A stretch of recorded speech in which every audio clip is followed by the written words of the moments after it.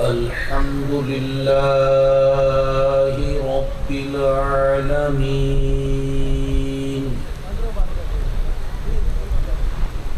والصلاة والسلام على خاتم النبيين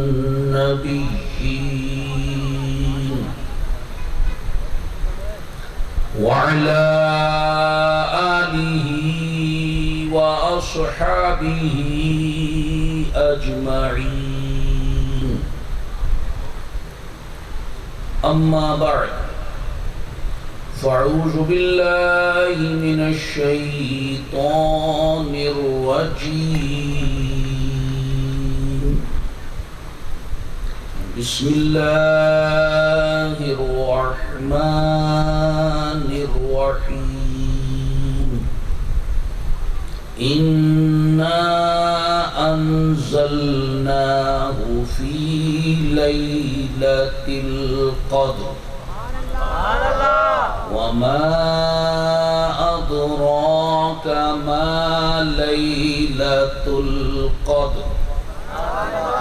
ليلة القدر خير من 1000 شهر. تنزل الملائكة والروح فيها بإذن ربهم من كل أمر سلام هي حتى مطلع الفجر. صدق الله العظيم. قال الله تبارك وتعالى في شان حبيبه الكريم: إن الله وملائكته يصلون على النبي يا أيها الذين آمنوا صلوا عليه وسلموا تسليما. الصلاة والسلام عليك يا سيدي يا رسول الله.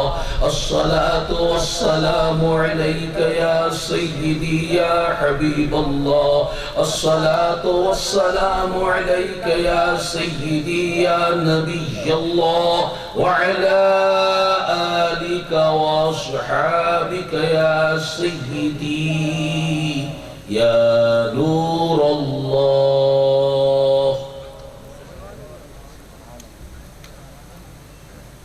سیدنا حضرت علی المرتضی کرم اللہ تعالی وجہہ الکریم ارشاد فرماتے ہیں: جو شخص شب قدر میں 7 مرتبہ سورہ قدر پڑھ لیتا ہے، اللہ تعالی اسے مصیبتوں سے نجات عطا فرماتا ہے،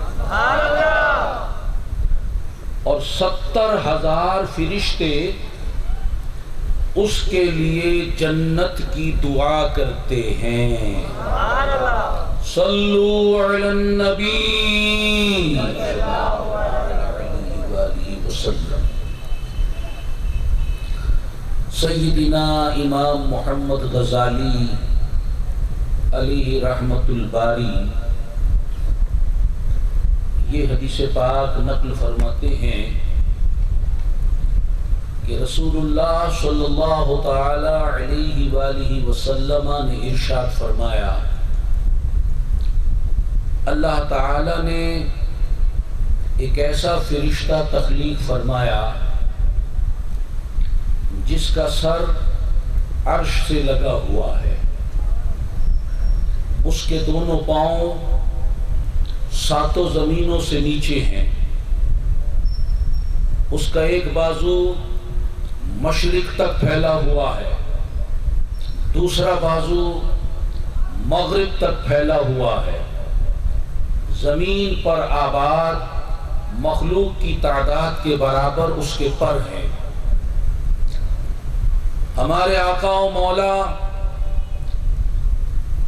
سید الانبیاء محبوب کبریا جل جلالہ وصلی اللہ تعالی علیہ وآلہ وسلم ارشاد فرماتے ہیں جب کوئی میرا امتی مجھ پر درود پاک بھیجتا ہے اللہ تعالی اس قوی القامت فرشتے کو حکم فرماتا ہے کہ باہر نور میں غوطہ زن ہو جاؤ. عرش کے نیچے نور کا سمندر ٹھاٹے مار رہا ہے.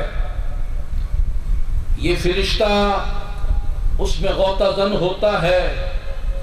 مقام غور ہے جب اتنا بڑا فرشتہ ہے تو اس نور کے سمندر کی وسعت کا عالم کیا ہوگا. یہ فرشتہ اس نور کے سمندر میں غوطہ لگانے کے بعد باہر نکل کر اپنے پروں کو جھاڑتا ہے, پھڑپھڑاتا ہے تو اس کے پروں سے نور کے قطرے جھڑتے ہیں. اللہ تبارک و تعالی ہر نوری قطرے کے بدلے ایک نیا فرشتہ پیدا فرماتا ہے.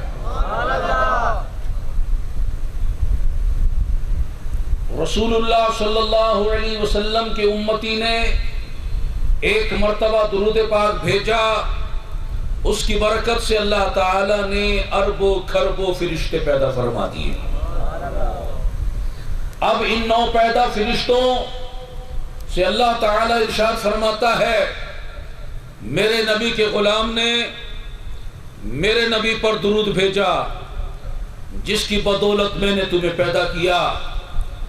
اب تا قیام قیامت تمہاری یہ ڈیوٹی ہے اس درود پاک پڑھنے والے کے لیے بخشش کی دعائیں کرتے رہو. صلو علی النبی صلی اللہ تعالی علیہ وآلہ وسلم. محترم بھائیوں اور بزرگوں, اللہ کی اس تخلیق پر غور کیجئے جو اس قوی القامت فرشتے کی صورت میں ہمیں بتائی گئی. کیسی عجیب تخلیق ہے, کیسی عظیم تخلیق ہے, اور اگر غور کرو اس کی ہر تخلیق بے مثال ہے. ہر تخلیق عجیب بھی ہے, عظیم بھی ہے. ایک چیونٹی پر غور کرو گے وہ بھی بے مثال تخلیق نظر آئے گی. ایک ہاتھی پر غور کرو گے وہ بھی بے مثال تخلیق نظر آئے گی.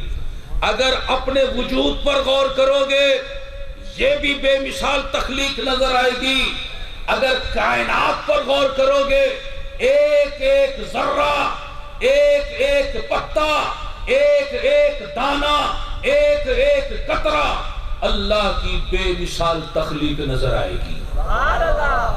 اس کائنات کی ہر چیز کا خالق صرف اور صرف اللہ تعالی ہے. وہ خود اعلان فرماتا ہے اللہ خالق کل شیء, تحت الثری سے لے کر عرش علا تک اور اس کے علاوہ جتنے بھی عالم ہیں ان کی ہر چیز کو صرف اور صرف اللہ نے پیدا فرمایا ہے. اور پیدا فرمانے کے بعد اس کائنات کو ایسے نہیں چھوڑ دیا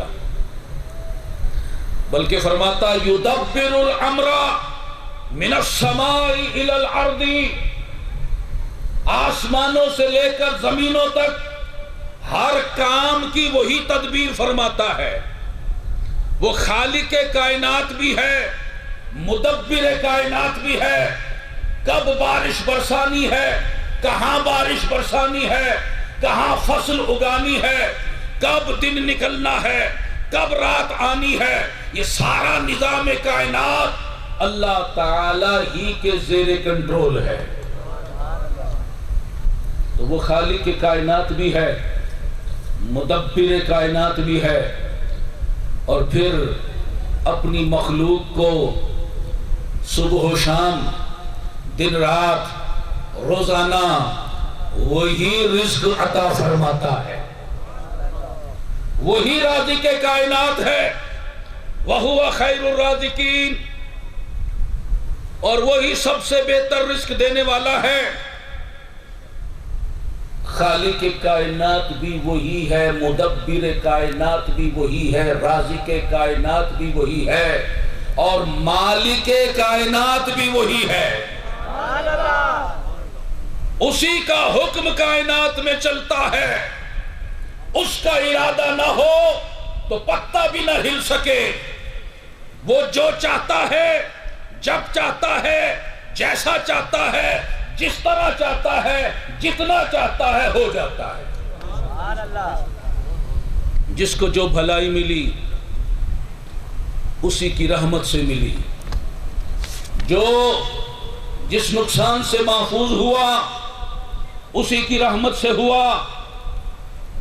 وہ غنی ہے، بے نیاز ہے، اس کو نظام کائنات چلانے کے لیے کسی کی محتاجی نہیں۔ ساری کائنات، ساری مخلوقات اس کی محتاج ہے، وہ کسی کا محتاج نہیں۔ اسی کے حکم پر سورج نکلتا ہے، اسی کی مرضی سے سورج غروب ہوتا ہے۔ وہ جب چاہتا ہے سورج کو گہن لگا دیتا ہے، وہ جب چاہتا ہے چاند کو گہن لگا دیتا ہے، وہ جب چاہتا ہے ساکن زمین کو حرکت دے کے زلزلہ پیدا کر دیتا ہے، وہ جب چاہتا ہے سمندر کو، دریا کو حکم دے کر سیلاب لے آتا ہے۔ وہی بارش برساتا ہے، وہی فصلیں اگاتا ہے، وہی گلشن کھلاتا ہے۔ نظام ہر جہاں رب دو عالم ہی چلاتا ہے، بغیر اس کی اجازت کے کوئی کب پتا ہلتا ہے۔ اسی نے چاند کو، سورج کو اپنا نور بخشا ہے، وہی ہے آسمان پر جو ستارے جگمگاتا ہے۔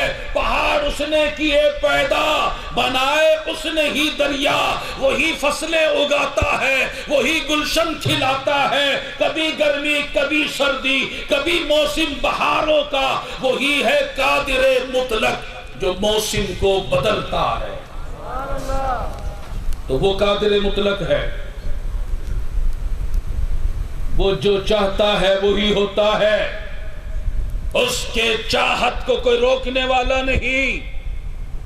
اگر وہ چاہے تو آگ میں باغ لگا دے، وہ چاہے زہر کو تریاک بنا دے، وہ چاہے شہد کو زہر بنا دے، وہ چاہے صحرا میں گلشن کھلا دے، وہ چاہے گلشن کو صحرا بنا دے۔ جسے چاہے عزت دے، جسے چاہے ذلت میں مبتلا کر دے، جسے چاہے منصب دے، جسے چاہے محروم کر دے، جسے چاہے امیر بنائے، جسے چاہے غریب بنائے، جسے چاہے بیٹے دے، جسے چاہے بیٹیاں دے، جسے چاہے دونوں دے، جسے چاہے کچھ نہ دے۔ کون ہے اس کے نظام میں رکاوٹ ڈالنے والا؟ وہ اکیلا ہے، واحد ہے، یکتا ہے، ایک ہے، سب کو پال رہا ہے، سارے نظام کو چلا رہا ہے۔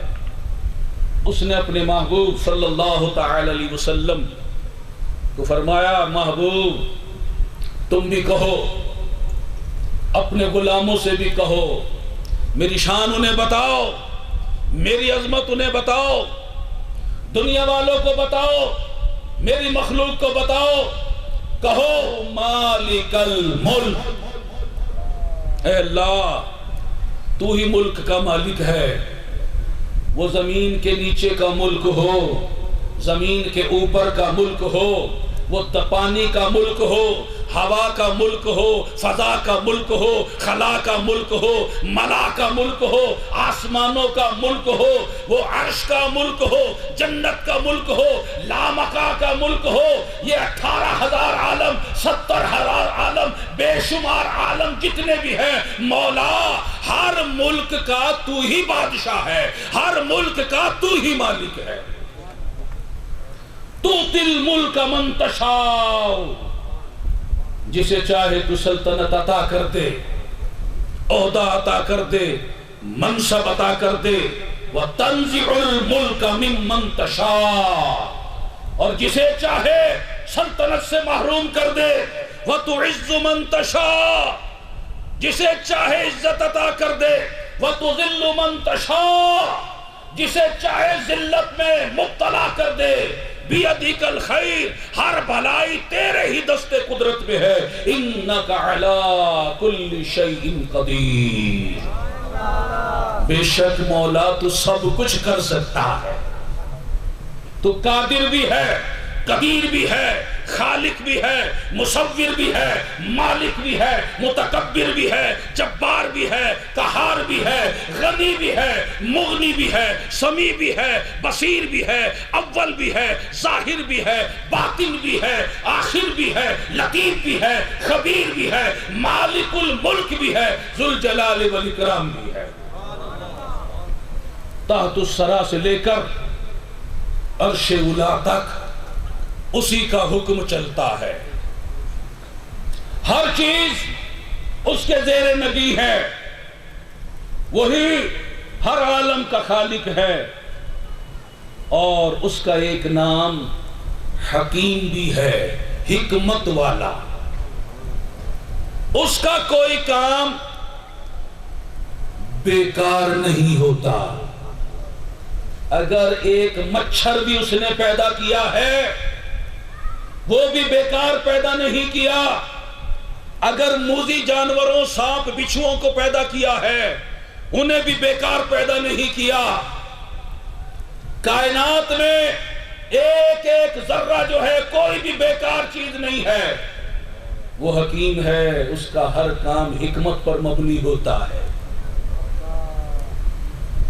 تو اب سوال یہ پیدا ہوتا ہے، مولا جب ایک ذرہ بھی بیکار پیدا نہیں ہوا، اور یہ ہزاروں جو کائناتیں ہیں ان کو تو نے کس لیے پھر بنایا ہے؟ یہ کس لیے بنی ہے؟ تفسیر حسینی، تفسیر روح البیان، حدیث پاک، رسول اللہ صلی اللہ تعالی علیہ وسلم ارشاد فرماتے ہیں، شب معراج اللہ تعالیٰ نے جب مجھ سے کلام فرمایا، مجھے ارشاد فرمایا، یا محمد صلی اللہ علیہ وسلم، یا محمد انا وانت وما سوا ذالک خلقتہ لاجلک، اے میرے محبوب میں ہوں اور تو ہے، اے میرے محبوب میں ہوں اور تو ہے، اس کے سوا جو کچھ بھی ہے وہ میں نے تیرے لیے بنایا ہے، وہ تیرے لیے پیدا کیا ہے۔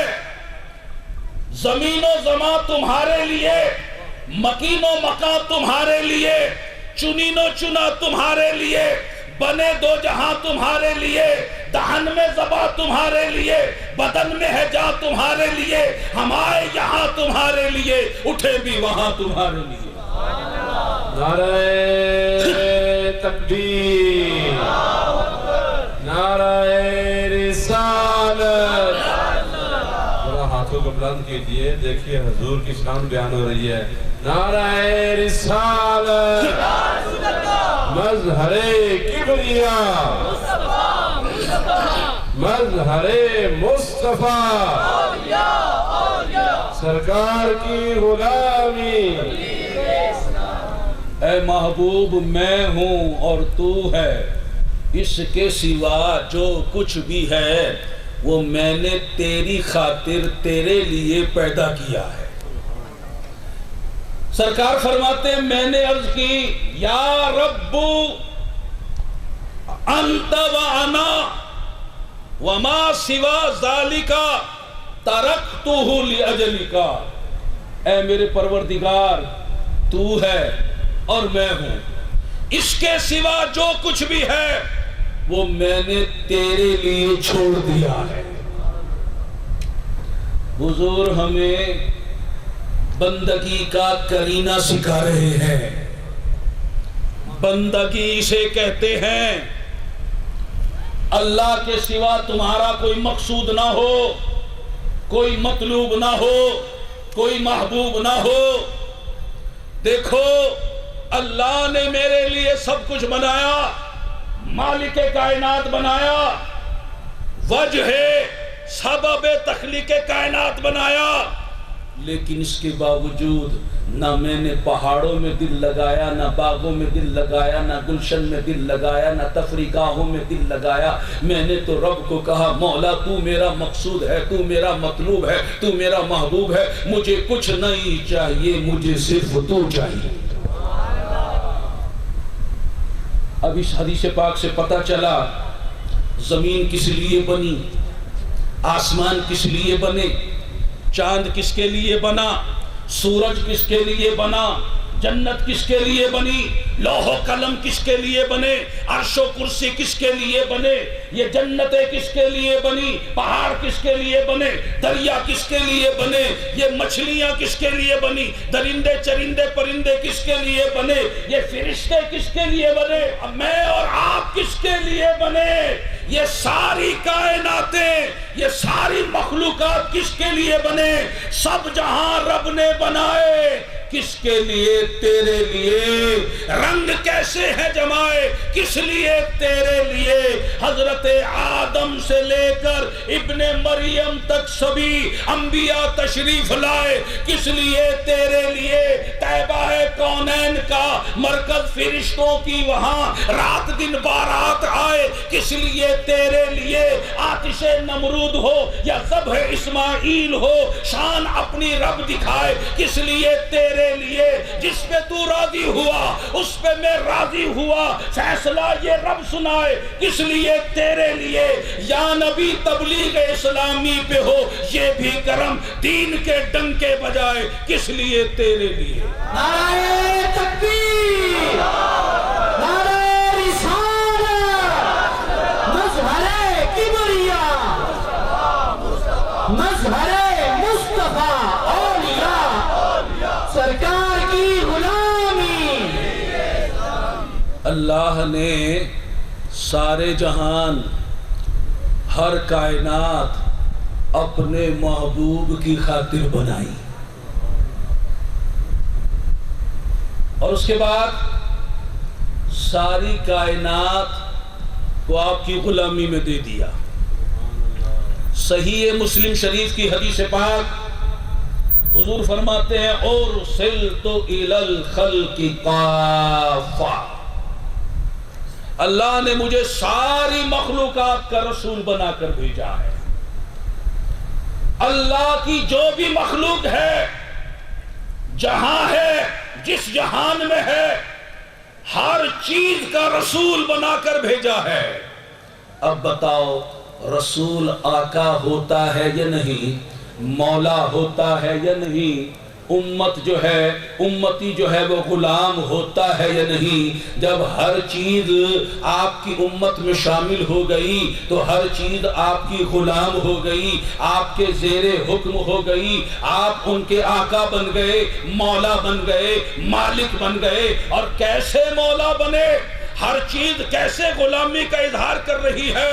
ارے حضور کے مالک ہونے پر غور کرو، اللہ نے اپنے محبوب کو کیسا مالک و مختار بنایا۔ انگلی کا اشارہ کیا، ڈوبا ہوا سورج لوٹ کر آ گیا۔ سورج جانتا ہے یہ میرے آقا ہیں، یہ انگلی آپ اٹھا کر دیکھو، سورج آپ کا کہا مانے گا، ہرگز نہیں۔ حضور کی انگلی کو بھی جانتا ہے، حضور کو بھی جانتا ہے، اشارے کو بھی جانتا ہے کہ یہ میرے آقا ہے، مولا ہے، مالک ہے۔ اشارہ انگلی کا ہوا، ڈوبا ہوا سورج لوٹ کر آ گیا۔ اشارہ انگلی کا ہوا، چاند کے 2 ٹکڑے ہو گئے۔ اشارہ انگلی کا ہوا، درخت جڑیں پھاڑ کر زمین سے چلتا ہوا آپ کی بارگاہ میں حاضر ہو گیا۔ اشارہ انگلی کا ہوا، کنکروں نے کلمہ پڑھنا شروع کر دیا۔ امام فخر الدین رازی رحمت اللہ علیہ تفسیر کبیر میں حدیث پاک نقل فرماتے ہیں، میرے آقا و مولا صلی اللہ تعالی علیہ وآلہ وسلم ایک مرتبہ پانی کے کنارے پر بیٹھے ہوئے ہیں، ابو جہل کا بیٹا اکرمہ وہاں آ نکلا، سرکار نے اسے تبلیغ فرمائی، اسلام کی دعوت دی، حق کی طرف بلایا، وہ کہنے لگا ہے محمد صلی اللہ تعالی علیہ وسلم تم کوئی نشانی دکھاؤ۔ آپ نے فرمایا کیا چاہتا ہے؟ کہنے لگا اس نہر کے دوسرے کنارے ایک بڑا پتھر پڑا ہوا ہے، آپ اس پتھر کو حکم دو کہ وہ پانی میں تیرتا ہوا آئے اور ڈوبے بھی نہیں۔ رسول پاک صلی اللہ علیہ وسلم نے پتھر کی طرف اشارہ کیا، پتھر جو زمین میں گڑا ہوا تھا اکھڑا، لڑکا، پانی میں گرا، تیرتا ہوا آپ کے سامنے پانی ہی میں آ کر کھڑا ہو گیا۔ بتاؤ یہ پتھر کی طاقت ہے یا حضور کی طاقت ہے؟ یہ پتھر کا کمال ہے یا حضور کا کمال ہے؟ یہ پتھر کی شان ہے یا معجزہ مصطفیٰ ہے؟ اللہ اکبر۔ ایک کنکر ہم پانی میں ڈالیں وہ ڈوب جائے، یہ پتھر چل کر بھی آ رہا ہے اور ادب سے کھڑا بھی ہے۔ آپ نے اکرمہ سے فرمایا یکفیک ھذا، کیا یہ تیرے لیے کافی ہے؟ کہنے لگا ہاں، بشرطے کہ یہ اسی طرح واپس اپنی جگہ پہ چلا جائے۔ آپ نے اشارہ کیا، وہ پتھر الٹے پاؤں چلا، چلتا چلتا اپنی مقام پر جا کر ٹھہر گیا۔ یہ دیکھ کر اکرمہ مسلمان ہو گیا۔ اشارے پر چلے جس کے شجر پتھر کمر صورت ملی جس کو، حکومت یہ شہ ارض و سما تم ہو۔ اللہ نے یہ شان، یہ کمال آپ ہی کو کیوں عطا فرمایا؟ اس لیے کہ آپ ہی اللہ کے محبوب ہیں۔ میں تو مالک ہی کہوں گا کہ ہو مالک کے حبیب، یعنی محبوب و محب میں نہیں میرا تیرا۔ اور آپ اللہ کے کیسے محبوب؟ جو آپ سے وابستہ ہو گیا وہ بھی اللہ کا محبوب ہو گیا۔ حضرت بلال کو کون جانتا تھا؟ یہ دامن مصطفیٰ کا فیضان ہے، اب قیامت تک ان کے نام کا بول بالا رہے گا۔ سلمان فارسی کو کون جانتا تھا؟ سہیب رومی کو کون جانتا تھا؟ ابو ہریرہ کو کون جانتا تھا؟ ابو ذر غفاری کو کون جانتا تھا؟ ابو بکر کو کون جانتا تھا؟ عمر فاروق کو کون جانتا تھا؟ عثمان و علی کو کون جانتا تھا؟ ان کو جو شانیں ملی ہیں نبی سے نسبت کی وجہ سے ملی۔ مجھے بتاؤ صحابہ محترم کس لیے ہوئے؟ کہ وہ عبادت زیادہ کرتے تھے؟ نہیں نہیں، انہوں نے چہرہ مصطفیٰ کے جلوے دیکھے ہیں، صحبت مصطفیٰ پائی ہے، حضور سے نسبت پائی ہے۔ اہل بیت آج ہماری نظر میں محترم کیوں ہیں؟ حسن و حسین ہمارے دلوں کی دھڑکن کیوں ہے؟ اس لیے کہ انہیں حضور سے نسبت حاصل ہے۔ غار ہرا محترم کیسے بنی؟ کیا جبریل وہاں آتے تھے اس لیے محترم ہو گئی؟ غار ثور کس لیے محترم ہوئی؟ یہ سب حضور سے نسبت کا فیضان ہے۔ مدینے کو مقام کیسے ملا؟ یہ تو یثرب کہلاتا تھا، آفت کی جگہ، بلا کی جگہ، مصیبت کی جگہ، بخار کی جگہ۔ میرے نبی جب تشریف لائے، آپ کے قدم مبارک نالین مقدسہ کے بوسے سرزمین یثرب نے لیے، اس دن سے اعلان ہو گیا اب یہ میرا مدینہ ہے، میرا شہر ہے، یہ بلا کی جگہ نہیں، آفت کی جگہ نہیں، مصیبت کی جگہ نہیں، رحمت کی جگہ ہے، رحمت کا مرکز ہے۔ اب جو کہے اسے طیبہ کہے، تابہ کہے، طیبہ کہے، اس لیے کہ یہ اب رحمتوں کا مرکز بن گیا ہے۔ نعرہ تکبیر، نعرہ رسالت، مظہر کبریاء، مظہر مصطفیٰ، اولیاء اور سرکار کی غلامی۔ اے اسلام۔ اور پھر اللہ نے مکہ مکرمہ کی قسم فرمائی، کس لیے کہ وہاں کعبہ ہے، اس لیے کہ وہاں بیر زمزم ہے، کیا اس لیے کہ وہاں مقام ابراہیم ہے، کیا اس لیے کہ وہاں اسماعیل و ہاجرہ پہنچے تھے، کیا اس لیے کہ وہاں آدم آئے تھے؟ نہیں نہیں، اللہ خود فرماتا ہے وَأَنْتَ حِلٌّ بِهَذَا الْبَلَدِ، محبوب اس لیے کہ تم اس شہر میں رہتے ہو۔ مکے کو بھی مقام ملا انہی کے نسبت کے فیضان سے، مدینہ بھی محترم ہوا انہی کے صدقے میں، اور یہ جو امت ساری امتوں کی سردار بن گئی، یہ امت جو امت بیضا بن گئی، یہ امت جو ساری امتوں سے افضل ہو گئی، کس لیے؟ اس لیے کہ انہیں حضور سے نسبت حاصل ہے۔ اور پھر حضور سے نسبت کا فیضان تو دیکھو، کتاب تو زبور بھی ہے، توریت بھی ہے، انجیل بھی ہے، قرآن بھی ہے، شریعتیں تو پہلے بھی تھیں، شریعت محمدی بھی ہے۔ پہلی شریعتوں پر احکام کیسے تھے اور حضور کی شریعت میں احکام کیسے آ گئے؟ بنی اسرائیل میں خاص طور پر ان کے لیے جو احکام تھے ذرا سنو تو صحیح، اور اپنی شریعت کے احکام دیکھو، یہ نرمی کیوں ہوئی، یہ رحمت کیوں ہوئی؟ یہ حضور سے نسبت کا فیضان ہے۔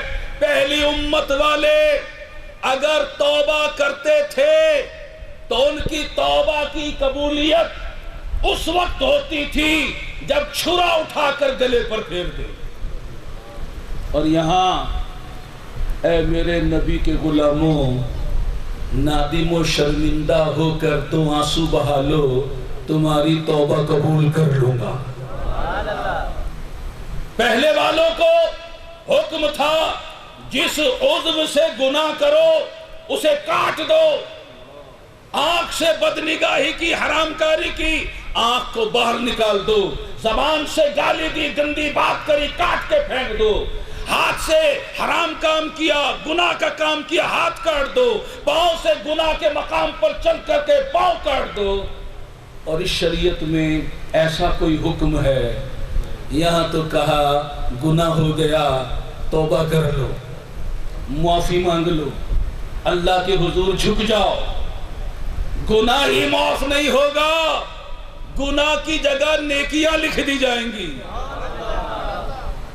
پہلی شریعت میں جس جگہ نجاست لگ جائے، ناپاکی لگ جائے، اتنی جگہ کو کاٹنے کا حکم تھا، اور ہماری شریعت میں پانی سے پاک کر لو، وہ جگہ پاک ہو جائے گی۔ پہلی شریعت میں دن رات میں 50 نمازیں فرض تھی، اور ہمیں کہا تم تو محبوب کے غلام ہو، تم 5 پڑھو 50 کا ثواب دیں گے۔ پہلی شریعت میں 25% زکوٰۃ تھی کہ مال کا 1/4 حصہ زکوٰۃ میں دو، اور محبوب کے غلاموں کو کہا تم صرف 2.5% دے دیا کر۔ وہ دن رات گناہ کرے، ان کے گھر کے دروازے پر لکھ دیا جاتا تھا غیب سے کہ اس نے چوری کی ہے، ڈاکہ ڈالا ہے، سود لیا ہے، رشوت لی ہے، زناکاری کی ہے، جوا کھیلا ہے، ان کے دروازے پر لکھ دیا جاتا،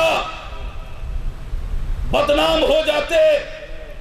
اور محبوب کے غلاموں سے کہا تم تو نبی محبوب کے غلام ہو، تم پر ہم اپنی شان ستاری دکھائیں گے، تمہارے عیبوں پہ پردے ڈالیں گے۔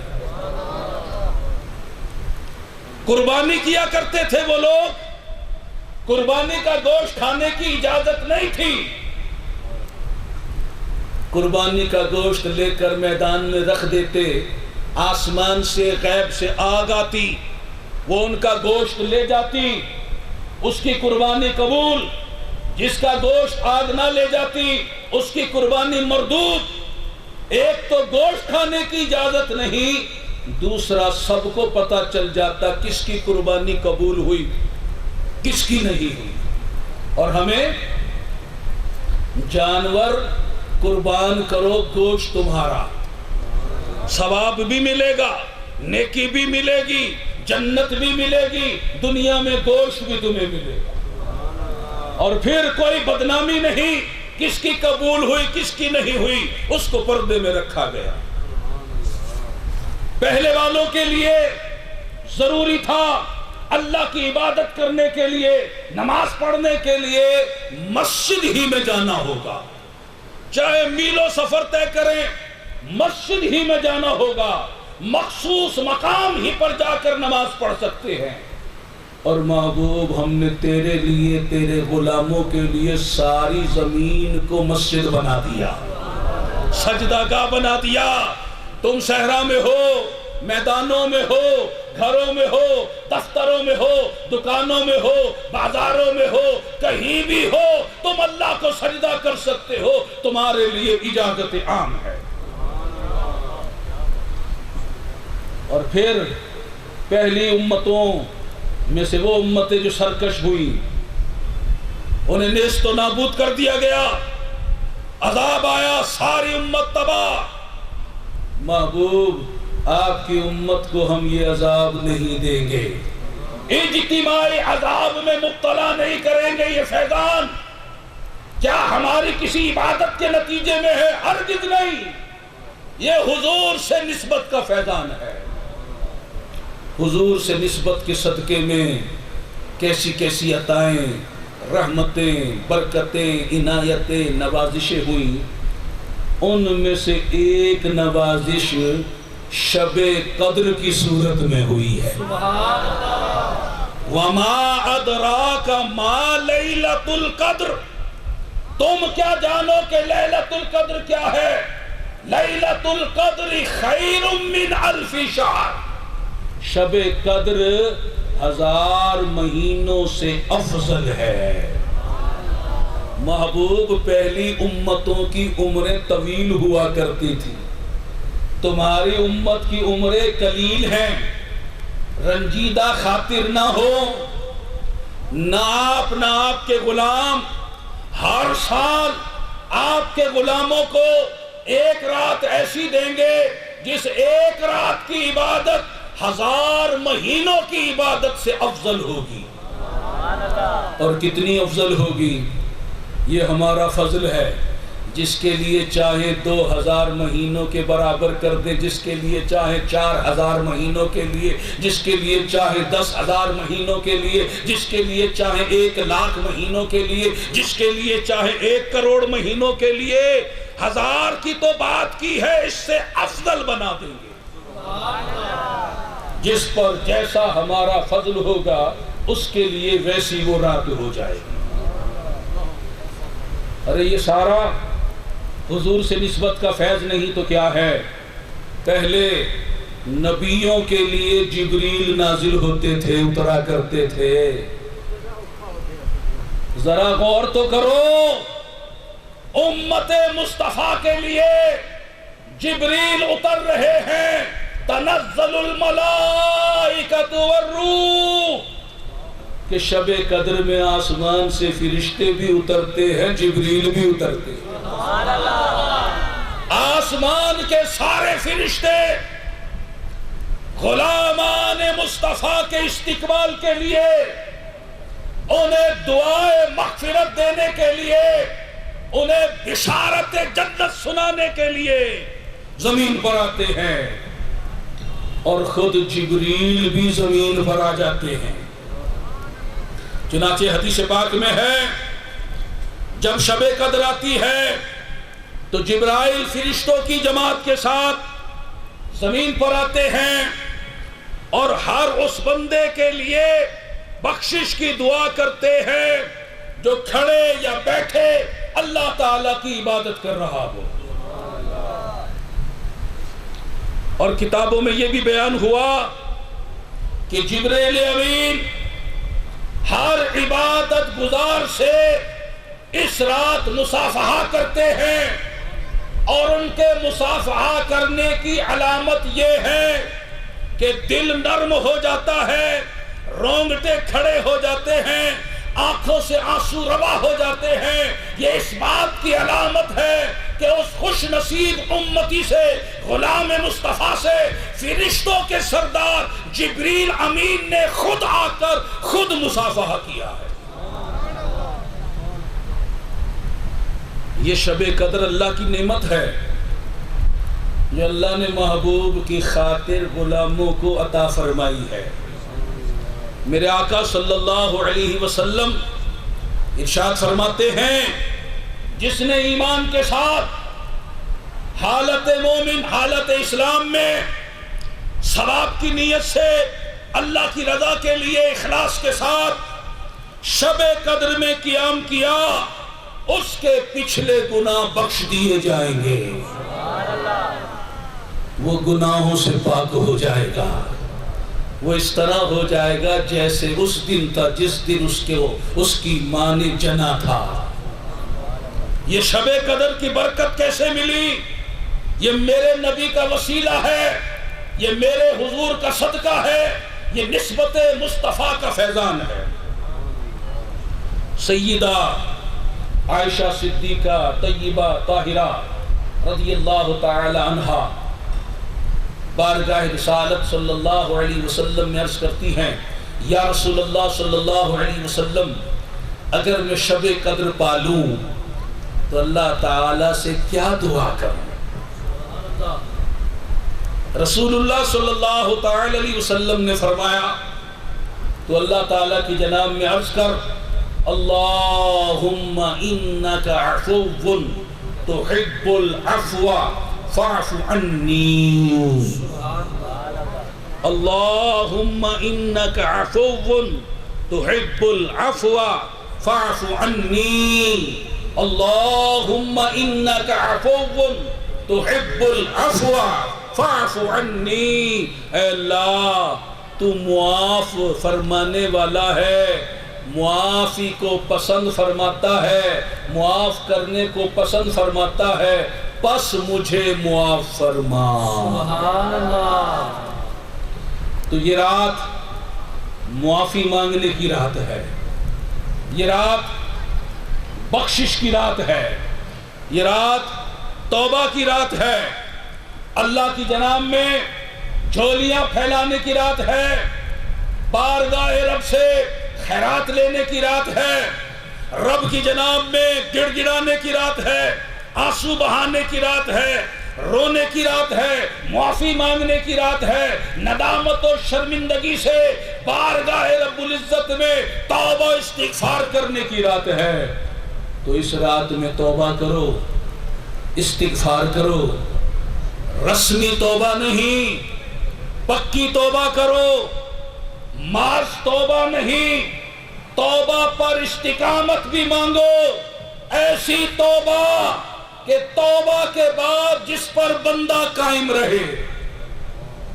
الاستقامت فوق الکرامہ، نیکی پر قائم رہنا، توبہ پر قائم رہنا، دین پر قائم رہنا، تقوی پر قائم رہنا، یہ تو کرامت سے بڑا کام ہے۔ تو اللہ کی جناب میں ایک ایک گناہ سے توبہ کرو، اور پھر توبہ کرنے کے بعد گناہوں کی طرف مت دیکھو، گناہوں کی طرف مت پلٹو۔ گزشتہ سالوں کا ہمارا مشاہدہ ہے کہ ماہ رمضان میں مسجدیں آباد ہو جاتی ہیں، تلاوت قرآن پاک کثرت سے ہوتی ہے، تراویح بھی ادا ہوتی ہے، سینکڑوں ہزاروں لاکھوں لوگ 10 دن کے لیے اعتکاف کی نیکی کرتے ہیں، صورتیں بھی نورانی دکھائی دیتی ہیں، ہاتھوں میں تسبیحاں نظر آ رہی ہوتی ہیں، ہر آدمی اللہ کی یاد میں مشغول دکھائی دیتا ہے، مگر جیسے ہی ماہ رمضان رخصت ہوتا ہے یہ ساری بہار خزاں میں تبدیل ہو جاتی ہے، عید کا چاند نظر آتا ہے، چاند نظر آنے کے بعد آنے والی عشاء کی نماز لوگ قضا کر دیتے ہیں، جنہوں نے سارا مہینہ ایک نماز قضا نہیں کی تھی چاند رات عشاء قضا کر دیتے ہیں، صبح عید کا دن ہے، نماز عید تو پڑھتے ہیں مگر فجر نہیں پڑھتے۔ شیطان جیسے ہی قید سے آزاد ہو کر آتا ہے اس سے دوستی لگا لی جاتی ہے، اسے گلے لگا لیا جاتا ہے، اور وہ شیطان آتے ہی ہماری توبہ کو تڑوا دیتا ہے، ہمارے ذوق عبادت کو ختم کر دیتا ہے، ہمارے تقوی کو ضائع کر دیتا ہے۔ وہ سارا مہینہ اللہ اللہ کرنا بھول گئے، مسجد میں جانا بھول گئے، سجدے کرنا بھول گئے، تلاوت کرنا بھول گئے، اللہ کی یاد بھول گئے۔ اب عید کا دن کیا آیا، چھوٹا بڑا مرد عورت سب مادر پدر آزاد ہو گئے، عید کے دن کھلم کھلا گناہ ہو رہے ہیں، اعلانیہ گناہ ہو رہے ہیں، بچہ بچہ بڑا بڑا گناہ کرنا اپنا حق سمجھ رہا ہے۔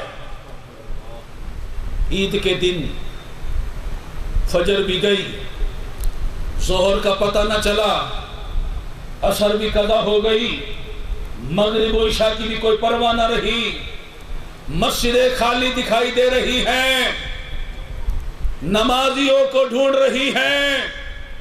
یہ کل تک کے نمازی سینما گھر کی زینت بن گئے ہیں، تفریح گاہوں میں پھر رہے ہیں، آوارہ گردی کر رہے ہیں، بد نگاہیاں کر رہے ہیں، جوا کے اڈے پہ پہنچے ہوئے ہیں، شراب کے اڈے پر پہنچے ہوئے ہیں، ہوٹلنگ ہو رہی ہے، عیاشیاں ہو رہی ہے، بدکاریاں ہو رہی ہیں، بے حیائی کا مظاہرہ، بے پردگی کا مظاہرہ، جسے دیکھو فلمیں دیکھ رہا ہے، گھر گھر فلمیں چل رہی ہیں، گانے باجے چل رہے ہیں، دکاندار دکان پر فلم چلا رہا ہے، ایک ریڈی والا جو بچوں کے چیزیں لے کر گلی گلی بیچ رہا ہے وہ بھی گانے بجا رہا ہے۔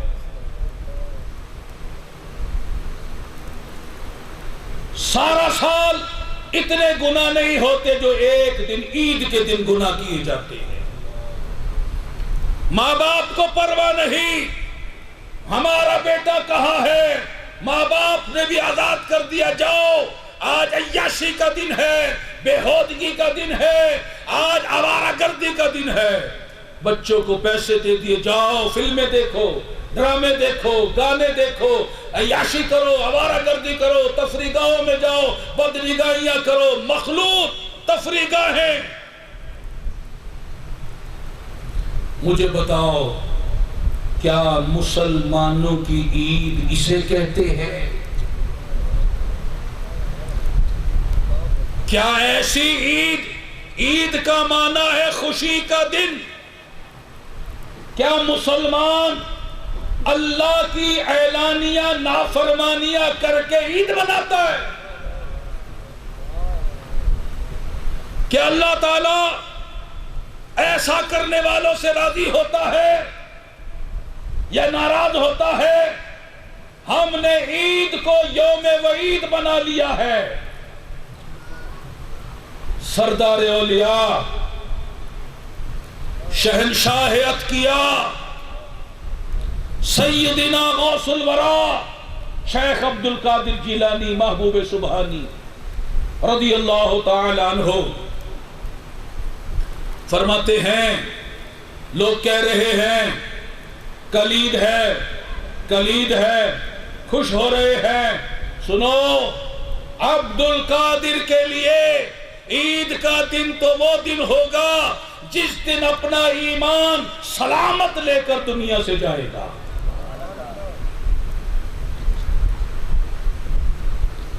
تم جسے پیران پیر کہتے ہو،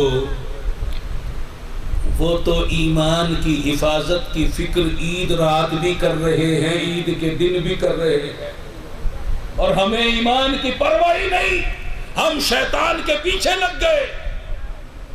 مولا کائنات مولا علی شیر خدا کرم اللہ تعالی وجہہ الکریم ارشاد فرماتے، سنو، عید کا دن وہ دن ہوتا ہے جس دن اللہ کی نافرمانی نہ ہو، کوئی گناہ نہ ہو، ایک بھی خطا نہ کی جائے۔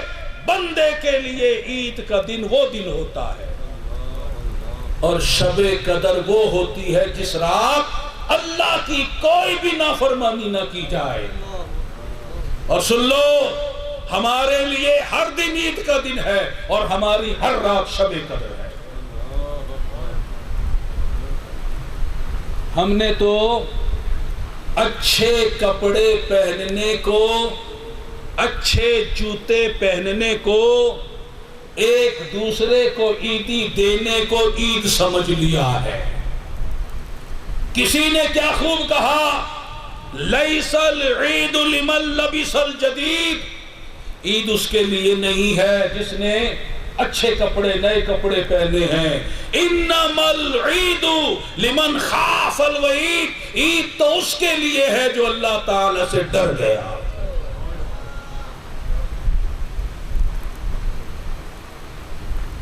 خدایا ہم اپنے کردار پر غور کریں۔ کیا چند دن کے بعد جو یوم عید آنے والا ہے اسے ہم یوم وعید بنائیں گے، نماز قضا کریں گے، عیش و عشرت میں پڑھیں گے، مسجد آباد کریں گے یا سینما گھر آباد کریں گے، اللہ کے ذکر میں مشغول ہوں گے یا گانے باجوں میں لگیں گے، ذکر اللہ کریں گے یا فلمیں ڈرامے دیکھتے پھریں گے، اللہ کی یاد کے چراغ جلائیں گے یا تفریح گاہوں کو آباد کریں گے؟ ابھی سے فیصلہ کر لو کہ ہم نے عید کو عید بنانا ہے یا وعید بنانا ہے، شیطان سے دوستی کرنی ہے یا دشمنی کرنی ہے، اس سے لڑنا ہے یا اسے گلے لگانا ہے۔ اگر اللہ کو راضی کرنا ہے، ان روزوں کو قبول کرانا ہے، اعتکاف کو قبول کرانا ہے، تراویح کو قبول کرانا ہے، تلاوت کو قبول کرانا ہے، تو اللہ کو راضی کرنا ہوگا۔ اللہ سینما گھر میں جانے سے راضی نہیں ہوتا، تفریح گاہوں میں جانے سے راضی نہیں ہوتا، مخلوق میل جول سے راضی نہیں ہوتا، اللہ باہر گھومنے پھرنے آوارہ گردی کرنے سے راضی نہیں ہوتا، اللہ تو نیکیاں کرنے سے راضی ہوتا ہے، شریعت پر چلنے سے راضی ہوتا ہے، نماز پڑھنے سے راضی ہوتا ہے، ذکر و درود سے راضی ہوتا ہے۔ اور ہم لوگ گناہوں میں پڑھ کر اللہ کو بھول جاتے ہیں، آخرت کو بھول جاتے ہیں، اور توبہ بھی کرتے ہیں رسمن۔ حدیث پاک میں فرمایا کہ جو گناہ پر قائم رہتے ہوئے توبہ کرے، گناہ چھوڑنے کا پکا عزم نہیں، مگر توبہ کرتا ہے، وہ توبہ نہیں کرتا، اللہ سے مذاق کرتا ہے، اور اللہ سے مذاق کرنے والا فلاح پا سکتا ہے۔ ہمارے دلوں میں گناہوں کی لذتیں ہوں، ڈرامے کی لذت، فلم کی لذت، عورتوں کو تاکنے جھانکنے کی لذت، آوارہ گردی کی لذت، تفریح گاہوں کی لذت، اور توبہ کرے، کیسے توبہ قبول ہوگی؟ امام غزالی رحمت اللہ علیہ نقل فرماتے ہیں کیمیہ سعادت میں کہ ایک اللہ کے نبی نے بارگاہ رب العزت میں اپنے امتی کے لیے سفارش کی، مولا وہ توبہ کر رہا ہے، اس کی توبہ قبول فرما لے۔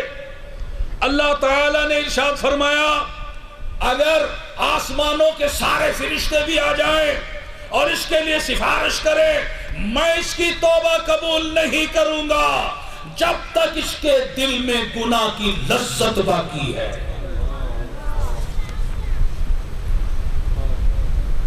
ہمیں تو توبہ کرنی بھی نہیں آتی، ہم دن رات گناہوں میں پڑے رہتے، ہم نے ماہ رمضان میں بھی گناہ کرنا نہیں چھوڑا۔ کار قریب سے گزرتی، اندر سے میوزک اور گانے کی آوازیں آ رہی ہیں، ماہ رمضان میں پابندی سے ڈرامے دیکھے جا رہے ہیں، ماہ رمضان میں سینما گھر چل رہے ہیں، ہم نے تو ماہ رمضان میں بھی گناہ کرنا نہیں چھوڑا۔ جبکہ اولیاء اللہ گناہوں سے دور رہتے ہیں، نیکیوں سے بھرپور زندگی گزارتے ہیں، پھر بھی اللہ سے ڈرتے ہیں۔ سیدنا امام حسن بصری رحمت اللہ علیہ اولیاء کے ایک بڑے جماعت کے سردار ہیں، جن کی نگاہ فیض اثر سے بہت سے لوگوں کو ولایت مل گئی، گھر میں بیٹھے رو رہے ہیں، گریہ اوزاری کر رہے ہیں، ہچکیاں لے رہے ہیں، لوگ پریشان ہو گئے، مرید پریشان ہو گئے، محبین پریشان ہو گئے، عرض کی حضور آپ کیوں رو رہے ہیں؟ آپ تو صاحب تقویٰ ہیں، منصب ولایت پر فائد ہیں، اللہ کے مقرب بندے ہیں، آپ کیوں رو رہے ہیں؟ فرمانے لگے آج ایک خیال مجھے آیا، اس نے مجھے تڑپا دیا، اس نے مجھے رلا دیا، میں سوچنے لگا کہ کہیں اپنی زندگی میں جان بوجھ کر تو میں نے نہیں کیا، لیکن کہیں بھولے سے میں نے کوئی ایسا کام نہ کر لیا ہو جو اللہ کو پسند نہ آیا ہو، وہ مجھ سے ناراض ہو گیا ہو، کہیں بھولے سے میں ایسی جگہ نہ چلا گیا ہوں جہاں جانا اللہ کو پسند نہ ہو، وہ مجھ سے ناراض ہو گیا ہو اور میرے اعمال برباد ہو گئے ہوں، وہ مجھ سے ناراض ہو گیا ہو، میں آج اس پہ رو رہا ہوں کہیں میرا رب مجھ سے ناراض نہ ہو گیا۔ وہ سراپا نیکوکار، صاحب تقویٰ، منصب ولایت پر فائد ہونے والے اللہ سے ڈر رہے ہیں، اس کی ناراضگی سے ڈر رہے ہیں، کہیں بھولے سے گناہ نہ ہو گیا ہو۔ ذرا ہم اپنے اندر جھانکیں، ہم بھولے سے نہیں، ہوش و حواس میں جیتے جاگتے جان بوجھ کر گناہ کرتے ہیں، کر رہے ہیں، پھر ہمیں کیوں نہیں ڈر لگ رہا؟ کیا ہمارا دل پتھر بن گیا ہے؟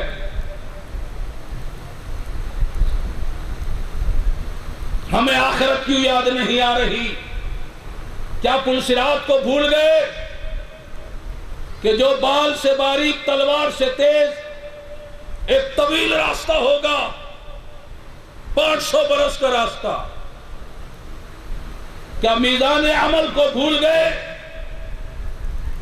تجھے اور مجھے فرشتے پکڑ کر اللہ کے دربار میں لے کر جائیں گے، ہر بندے نے اللہ کے حضور حاضر ہونا ہے، اس حاضری کو بھول گئے؟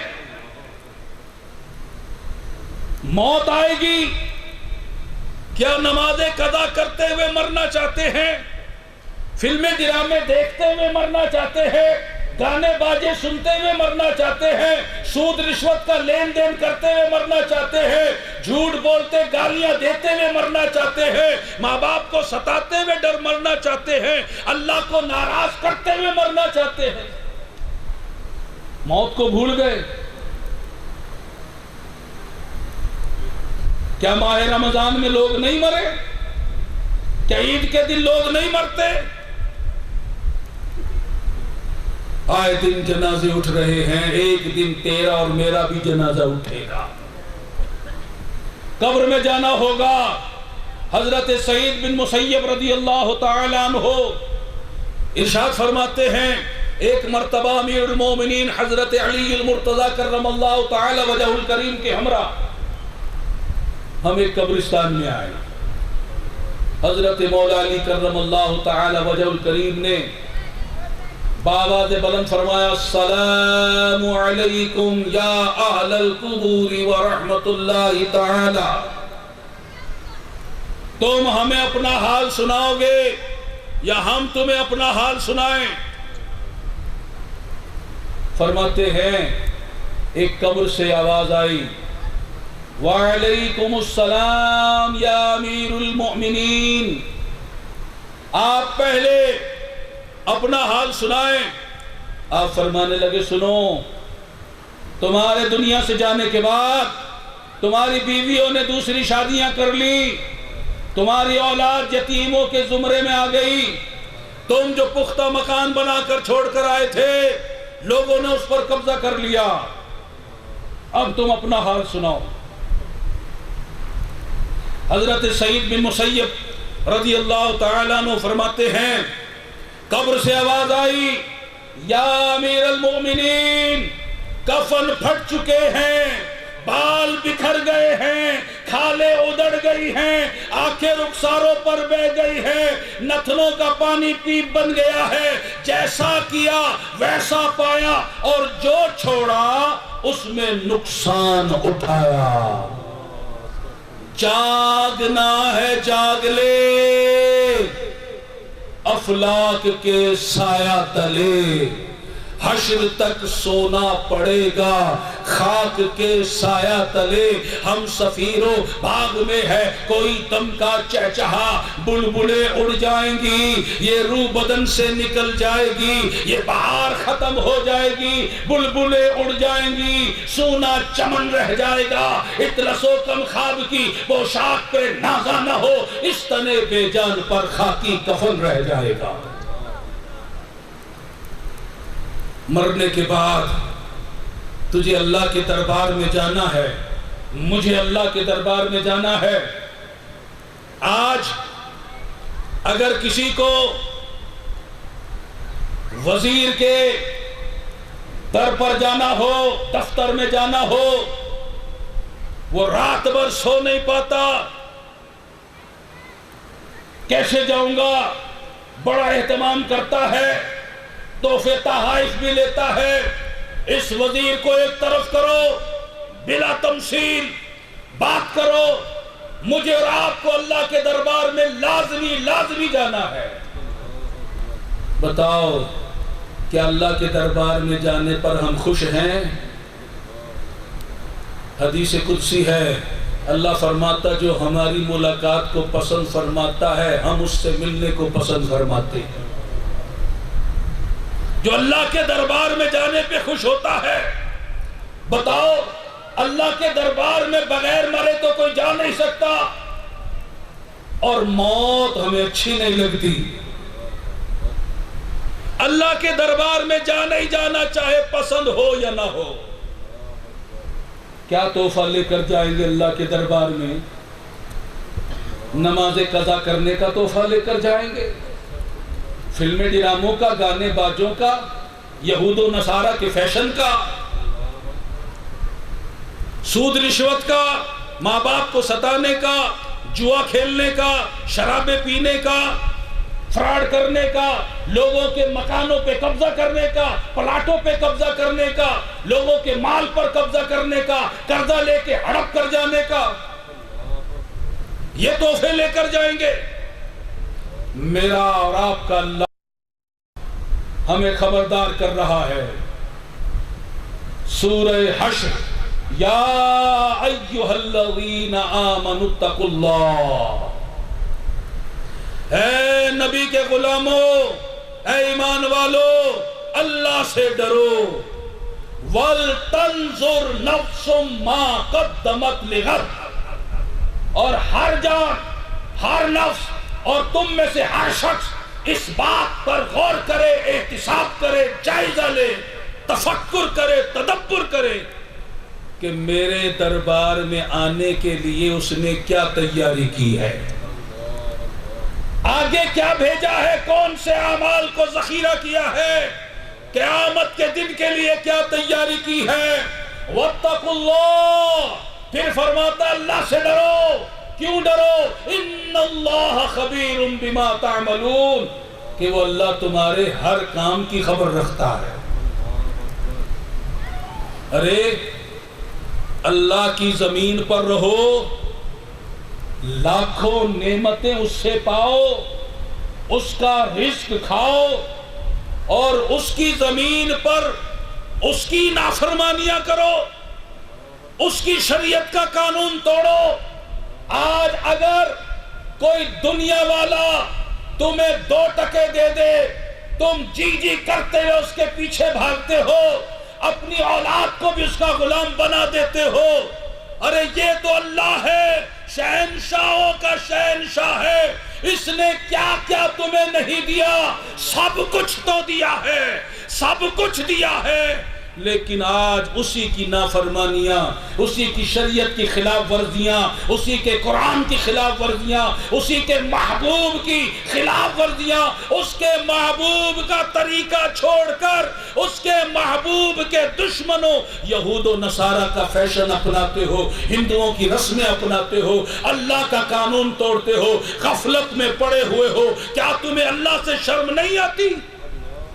تم ایمان تو یہ رکھتے ہو اللہ ہماری شارک سے قریب ہے، اللہ ہمیں دیکھ رہا ہے، وہ سمیع ہے، بصیر ہے، علیم ہے، خبیر ہے، مگر پھر بھی اسی کی خلاف ورزی کرتے ہو۔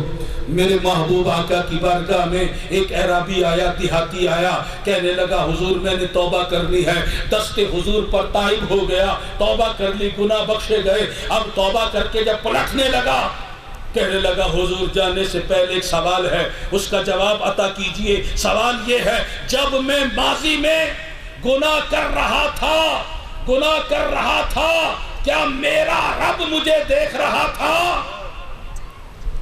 حضور نے فرمایا ہاں، بس یہ ہاں سننا تھی، دل کی دنیا بدل گئی، خوف خدا دل میں مچلنے لگا، ایسا خوف دل میں راسخ ہوا، سوچنے لگا کہ میں ایسا بے حیا بندہ، بے شرم بندہ، اس کا مالک، اس کا مولا، اس کا معبود، اس کا پروردگار، اس کا خدا اسے دیکھ رہا تھا، اور وہ اس کے دیکھتے ہوئے اسی کی خلاف ورزی کر رہا تھا۔ ایسا خوف، ایسی شرم آئی، زمین پر گرا، تڑپا، اور خوف خدا اور شرم خدا میں اس نے جان دی تھی۔ کیا اللہ سے ڈرنا صرف اسی کا حق ہے؟ ہمیں اللہ سے نہیں ڈرنا؟ کب ڈرو گے؟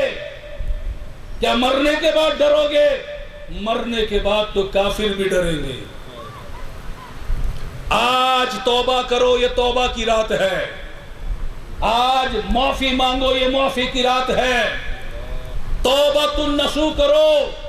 اللہ فرماتا ہے یا ایھا الذین آمنوا توبوا الی اللہ توبۃ نصوحا، اے ایمان والو اللہ کی طرف ایسی توبہ کرو جو آگے کو نصیحت ہو جائے۔ توبۃ النصوح کیا ہے؟ سیدنا فاروق اعظم اور دیگر صحابہ کرام فرماتے ہیں توبۃ النصوح یہ ہے بندہ توبہ کرنے کے بعد پھر گناہ کی طرف نہ پلٹے۔ ایسی توبہ کب کرو گے؟ آؤ آج کر لو، آج توبہ کی رات ہے، معافی کی رات ہے، صدا بلند ہو رہی ہے، آسمانوں سے ہے کوئی بخشش کا طالب جسے بخش دیا جائے، ہے کوئی معافی مانگنے والا جسے معاف کر دیا جائے، ہے کوئی بھکاری جسے خیرات دے دی جائے۔ اعلان عام ہو رہا ہے، رونا نہ آئے، رونے والی صورت بناؤ۔ حدیث پاک میں ہے جو اللہ کے خوف سے اتنا ہی رو لے جتنا مکھی کا سر ہے اتنا ہی آنسو بہ گیا، اللہ اس کے چہرے پر دوزخ کی آگ کو حرام کر دیتا ہے۔ فرمایا کہ جس طرح تھنوں سے نکلا ہوا دودھ تھنوں میں نہیں جا سکتا، ایسے ہی اللہ کے خوف سے رونے والا دوزخ میں نہیں جا سکتا۔ آج رونے کی رات ہے، اللہ کے لیے رو۔ دنیا کے غموں میں تو بہت روئے ہو، آج اپنے گناہوں پر شرمندگی سے رو، اللہ کے خوف سے رو، توبہ کرو، معافی مانگو، استغفار کرو۔ اللہ کریم کرم فرما رہا ہے، آج اس کی رحمت جوش پر ہے، بخشش عام ہے، جو بھی مانگے گا اسے وہ عطا کرے گا۔ ہم تو مائل بکرم ہے، کوئی سائل ہی نہیں، سچی توبہ کرنے والا نہیں، توبۃ النصوح کرنے والا نہیں، اپنے دل سے گناہوں کی لذت نکال کر ہمارے در پر آنے والا نہیں۔ ہم تو مائل بکرم ہیں، کوئی سائل ہی نہیں، راہ دکھلائے کسے، راہ روے منزل ہی نہیں۔ اللہ نے مخلوق کو پیدا کرنے سے 4000 سال پہلے عرش پر یہ لکھ دیا تھا، میں اسے بخشنے والا ہوں جو توبہ کرے، ایمان لائے اور نیک عمل کرے اور ہدایت پر چلے، میں اس کی توبہ قبول کرنے والا ہوں۔ تو آؤ آج اللہ کی حضور توبہ کرتے ہیں، معافی مانگتے ہیں، استغفار کرتے ہیں، بخشش طلب کرتے ہیں۔ آج سب بھائی اپنی جھولیوں کو اللہ کی بارگاہ میں پسارے، رو رو کر گڑ گڑا کر معافی مانگے، ایک ایک گناہ پر معافی مانگے کہ یا اللہ آج کے بعد میں نماز قضا نہیں کروں گا، تیری نمازیں پانچوں پڑھوں گا، روزانہ پڑھوں گا، اے اللہ اب فلمیں نہیں دیکھوں گا، ڈرامے نہیں دیکھوں گا، گانے باجے نہیں سنوں گا، کسی غیر عورت کی طرف نگاہ نہیں اٹھاؤں گا، کسی غیر مرد کی طرف عورت نگاہ نہیں اٹھائے گی۔ اے اللہ آج میں تیری بارگاہ میں توبہ کرتا ہوں، میں جوا نہیں کھیلوں گا، شراب نہیں پیوں گا، جھوٹ نہیں بولوں گا، گالیاں نہیں نکالوں گا، غیبت نہیں کروں گا، چغلی نہیں کروں گا، تکبر نہیں کروں گا، حسد نہیں کروں گا، ماں باپ کو نہیں ستاؤں گا۔ ایک ایک گناہ پر آج اللہ کے حضور توبہ کر لو، کامیاب ہو جاؤ گے۔ اور توبہ کرنے کے بعد توبہ پر استقامت ضروری ہے، اور توبہ پر استقامت صرف اللہ کے فضل سے ملتی ہے۔ آج توبہ بھی کرو اور اللہ سے توبہ پر استقامت کی بھیک بھی مانگو۔ توبہ پر استقامت کے لیے ایک بہترین ذریعہ دینی ماحول ہے کہ بندہ دینی ماحول میں جب رہتا ہے، صحبت صالح ترا صالح کنت، اچھوں کی صحبت آدمی کو اچھا بنا دیتی ہے۔ اگر وہ توبہ کرنے کے بعد اللہ کو بھولتا ہے، وہ اچھی صحبت، وہ دینی ماحول اسے پھر اللہ کی یاد دلا دیتا ہے۔ تو اگر ہم چاہتے ہیں کہ توبہ پر استقامت ملے تو دینی ماحول اختیار کرو۔ الحمدللہ تبلیغ اسلامی کا دینی ماحول ہمارے درمیان موجود ہے کہ جس کا نصب العین ہے۔ ہم دین کی فکر کرنے والے، دین پر عمل کرنے والے، دین اسلام کی تبلیغ کرنے والے، اللہ تعالیٰ کے پسندیدہ بندے اور نبی پاک صلی اللہ علیہ وسلم کے سچے غلام بن جائیں۔ تو آج سارے بھائی توبہ بھی کرے۔ کیا آپ سارے اپنے گناہوں سے توبہ کرتے ہیں؟ ذرا بلند آواز سے کہیں توبہ کرتے ہیں۔ تو توبہ پر استقامت کے لیے تبلیغ اسلامی کے ماحول سے وابستہ ہوتے ہیں کہ یہ انشاءاللہ اللہ تبارک و تعالی جل شانہ ہمیں اس بیان کو سمجھنے کی توفیق بخشے اور اپنی بارگاہ میں سچی پکی توبۃ النصوح کرنے کی توفیق عطا فرمائے، اور ہماری توبہ کو آج رات قبول بھی فرما لے، اور ہمیں توبہ پر استقامت بھی بخشے، اور توبہ پر استقامت کے لیے ہمیں تبلیغ اسلامی کا دینی ماحول عطا فرمائے، ہمیں اس سے مکمل وابستگی عطا فرمائے۔ آمین بجاہ خاتم النبیین صلی اللہ علیہ وسلم۔ وما علینا الا البلاغ۔